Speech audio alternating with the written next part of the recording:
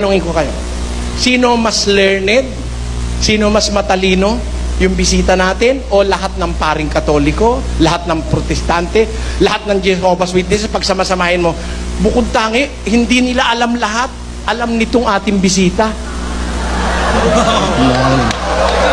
Brother Eli, I'm very glad. Hindi na, talagang ako'y natutuwa dahil naisulat mo doon yung tunay na pangalan ng ating Panginoon. Pero hindi ho natin alam ang pronunciation. No? I will read for everybody to hear. Hindi po, Pwede hindi ba? natin... Pero kasi alam ko basahin yan eh.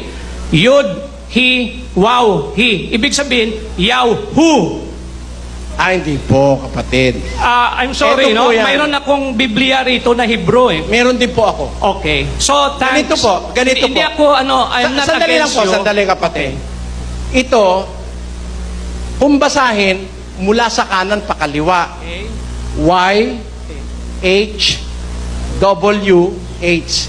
Yod, he, vow, he. Yan. Hindi huya-huyan eh. I'm sorry, brother. Wala hong vowels yan eh. Nobody knows how to pronounce this dahil walang vowels yan.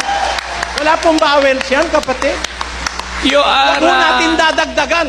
Nasa Biblia, walang vowels and nobody now can boast to know which vowels were used. A, E, I, O, U. May nagpipresume yung Yahweh. Y-H-W-H. Ilagay mo. Yan. Hindi Yung iba, ang ginawa nila, YHWH, nilagyan nila ito ng vowels. Nilagyan ng A, nilagyan ng E.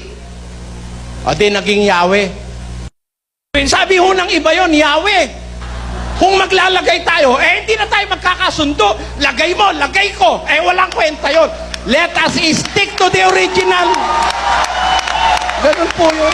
Brother Eli, we will find out, no?